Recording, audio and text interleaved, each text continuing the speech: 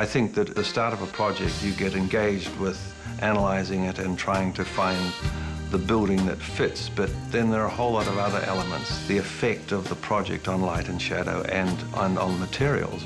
You know, what is the message of the site? What is the nature of the neighbourhood? The story that the building tells on the site is both the story of the site and the client. And putting that together is different every time. And I think if there is a common approach, the common approach is the difference.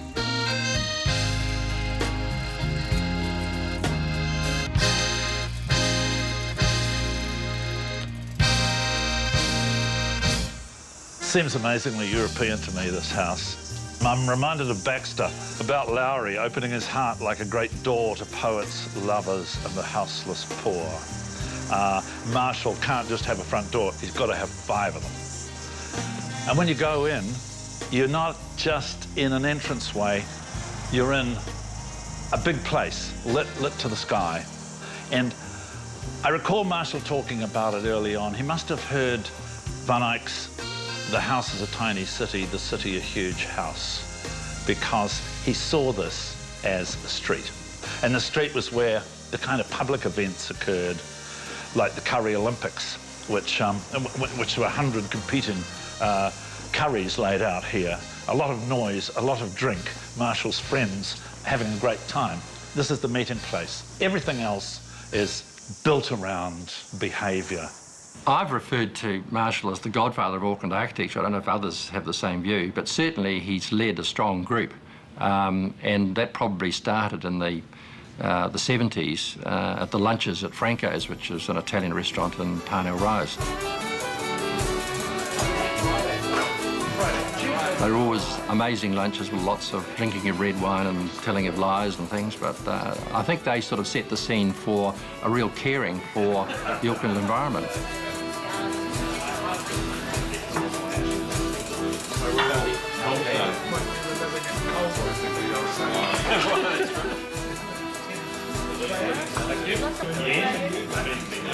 So how did Franco start?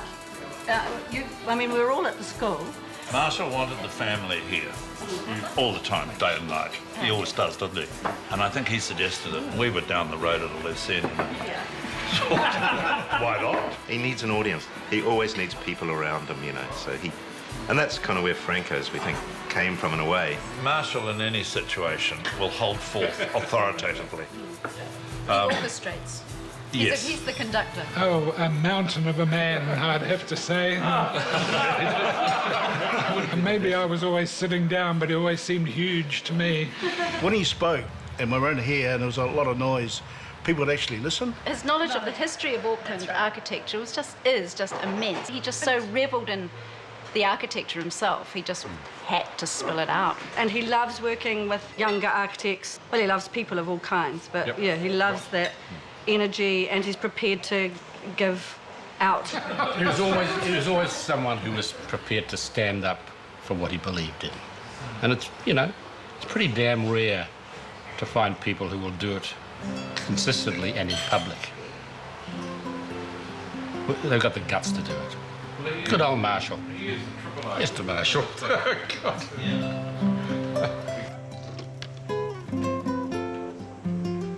I think there's always the relationship between what you've known in the past and how you would like the future to be.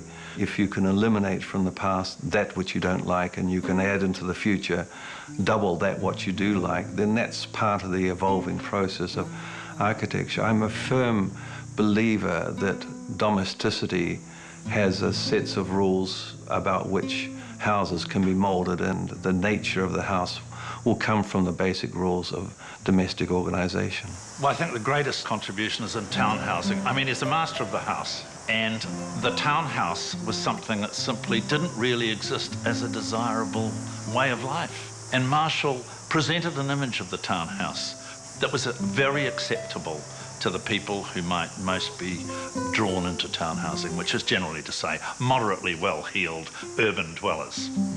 Well, when he created these townhouses, they were the talk of the town, and they still are referred to by interior designers as those iconic Marsh Cook townhouses. Nobody thinks I live in a little house. I don't think I live in a little house. I actually do. But Marshall Cook has created these unique spaces. I'm very lucky to be in one. I'm one of the few heterosexuals in them, actually, but I have lovely, wonderful neighbours. The first time I met Marshall was we were looking for an architect to design our own home, and we ran around about 5 prominent architects in Auckland, and one of the last times we went to was Marshall, and we seemed to hit it off. One of the main things I said to him was I wanted a timeless home. We didn't say what size home. I don't even think we talked price, actually. We spent probably nearly 18 months building this home, and then after that, Marshall asked me to build a home for him in St Leonard's Road. The story was that we'd seen the section, we'd talked about buying it, and Heather just called Marshall and said, we're looking at buying the section. He said, I'll see you there in 5 minutes. It might sound as if I was out of work, but in fact, no, it was one of those projects where I knew the site well, and I sort of had this feel, and there was something about it that I was curious. He had this sort of magical thing about hearing everything we said, but ignoring all the bad bits. As soon as we moved in, we'd felt like we've been here for years already. That's the way it made us feel, and it still does, so we're very happy. I'm absolutely thrilled with it. I never expected anything like this, and yet it's met all our needs and wishes we really would want from a house. I wanted a really simple house that sat on this property and provided lots and lots of natural daylight. He's created a fabulous environment for us. I think he's an excellent architect.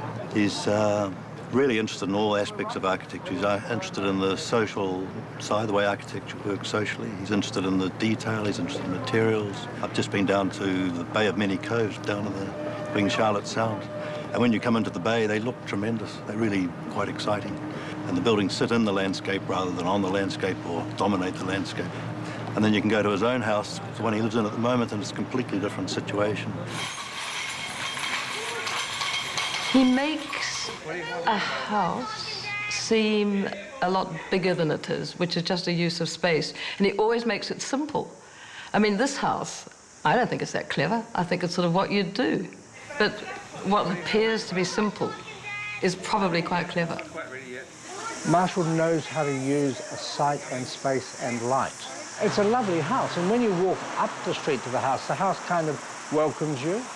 And when you go back, because you don't go back and look at houses, it says goodbye in a rather nice way. And coming down the road, you get our ficus fence and a glimpse of our garden, and you get that big slab of red and his trees. And I think it really works. It's added a new thing to the neighbourhood.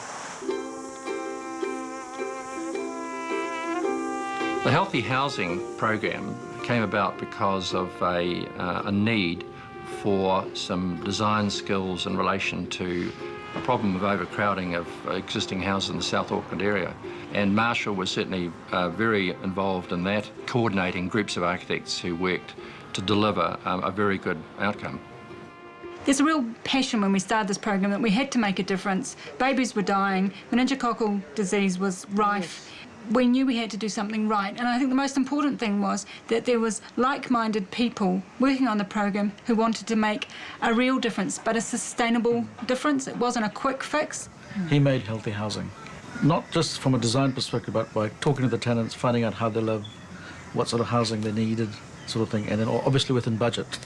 Well, the reality of the healthy component was relatively simple. That was a lot to do with ventilation and increasing the bedroom count. This is the new extension they built for my family. We've seen a reduction in housing-related admissions to Middlemore Hospital by 27%. There is no other program in the world that we can find that's actually got those kind of results. One thing I'll tell you, state secret, is Marshall never charged anything for any of his work or his time. In fact, he declined quite a bit of money that we tried to give him at one stage to cover some of his costs. Oh, it's a testament to the character, Marshall's character. I think giving something back to the community as an architect is something that always feels pretty good. Well, yes, it's another form of giving back to the community. All houses add to the community in some way, but in this way, it was the fact that you're able to contribute to the way that they lived within these houses. So it was more than just an alteration to the house. It changed the nature of the neighborhood. Primarily, we're good friends, and he's an extremely funny fellow. He can tell wonderful stories, a raconteur. He never lets work get in the way of a good holiday. But he's totally devoted to architecture. 3, 2, yeah, go, 1, go. Go, Kate.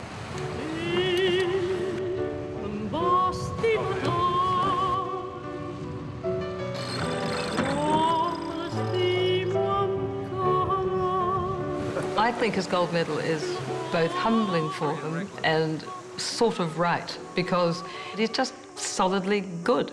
Take one of the red one on. Bring it on, bring it on. Pull, pull, pull. Yeah.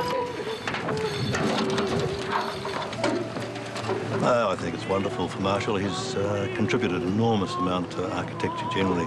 He manages to turn architecture into a wonderful social occasion as well as very serious, well-considered architecture. So, no, I think it's brilliant. Well, I just think that, I mean, I really think I was starting to get it right. So I don't want to stop now, but I'd really like to get better.